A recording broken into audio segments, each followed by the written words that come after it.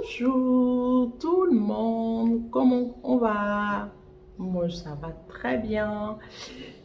Bon, alors, j'espère que vous avez la pêche, j'espère que votre journée a de la pêche, a du feu d'artifice et se passe très bien. Parce que là, il est temps de se réveiller et d'être waouh, d'être le plus beau, la plus belle, la plus intelligente et d'être bien, d'être soi-même. Voilà, voici un peu mon jingle de ce matin avant de commencer vos sujets. Je veux parler d'un sujet concernant nos enfants, concernant l'éducation, concernant la relation mère-enfant ou père-enfant. Bon, pour ceux qui ont des enfants, pour ceux qui sont déjà parents et pour ceux qui ont le devenir, j'espère de tout cœur pouvoir vous apporter une petite bille pour vous y aider. Ah oui, parce que comme moi, vous savez, j'ai 2 enfants. Donc, le sujet, je le connais très bien. Oui, j'en rigole parce que le fait d'en rigoler, ça me permet de bien cerner la chose, le sujet en fait. Alors, une relation harmonieuse entre nous et nos enfants. Ce qu'il faut déjà savoir, nos enfants sont des êtres à part entière. Nos enfants nous ont quasiment choisis comme parents avant de venir dans notre famille. Donc, ce sont d'abord des âmes à part entière. Nous leur devons respect, nous leur devons, nous leur devons toute l'attention. En même temps que nous sommes leurs parents, nous sommes aussi leurs tuteurs et nous avons la responsabilité de les guider, de les orienter. Mais malheureusement, à un moment donné, nous ne pouvons pas tout décider à leur place. Et c'est là que commencent les petites embrouilles, pour parler comme eux, entre nos enfants et nous.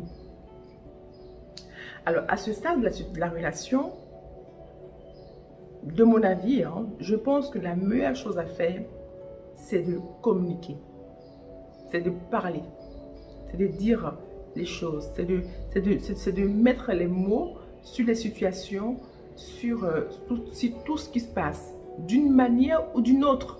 Ah oui, d'une manière ou d'une autre. Parce que, évidemment, comme vous le savez bien, en tant que parent, à l'âge de l'adolescence, la communication devient assez compliquée avec eux.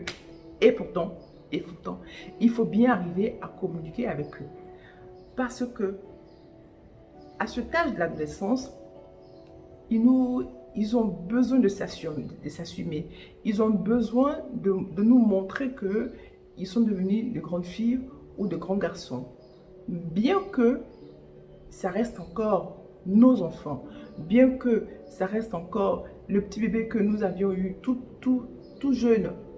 Mais ces enfants-là doivent passer absolument par ce cycle de l'adolescence, de pouvoir s'assumer.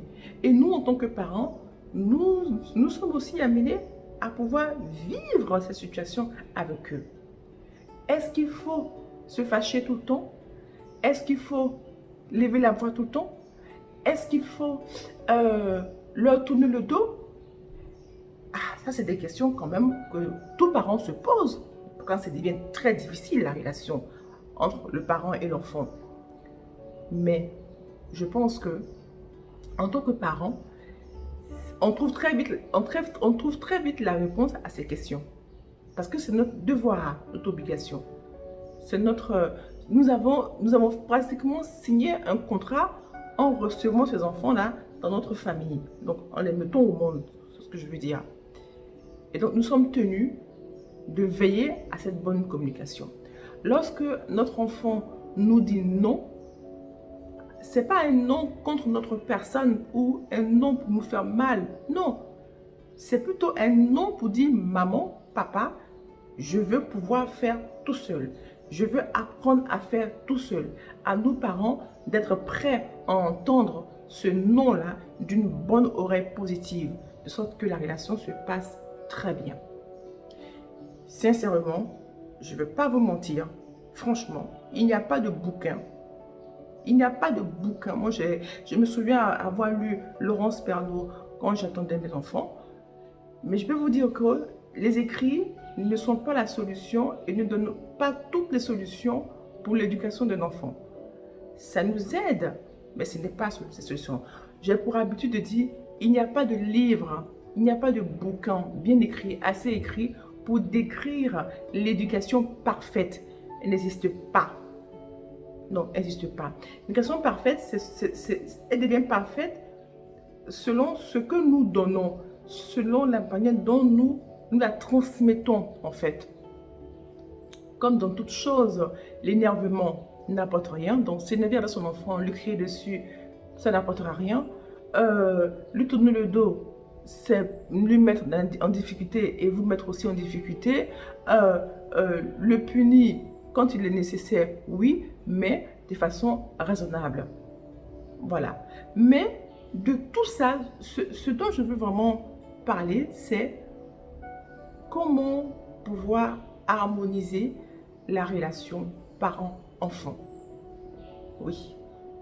Parce que cette harmonisation, cette relation permettra à ce jeune individu de pouvoir se forger, de pouvoir demain décider, de pouvoir être bien dans ses baskets, de pouvoir dire moi je peux et je suis à la hauteur et je vais y arriver.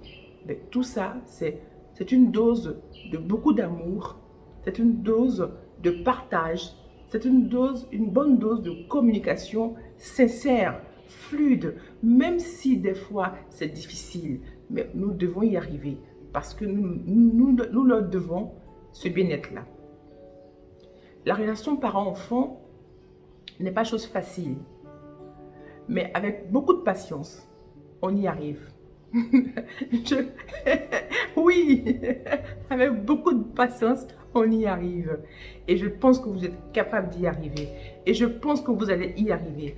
Et je pense que vous allez avoir la dose de patience nécessaire et de sagesse pour pouvoir harmoniser votre relation avec vos enfants, avec votre famille. Parce que la famille, c'est important. Parce que la famille, c'est nécessaire. Évidemment, la famille, elle reste là. Et votre enfant n'a que vous comme famille. Voilà ce que je voulais un peu partager avec vous sur ce sujet qui me tient aussi à cœur. J'espère que vous allez l'apprécier. J'espère que vous aurez eu quelques éléments de réponse dans ce sujet. Et j'espère aussi que vous allez partager. Donc, n'hésitez pas à liker, à partager. Et je vous reviendrai très bientôt dans un nouveau sujet. Merci à vous. Bye bye. À bientôt. Que du bonheur. Au revoir.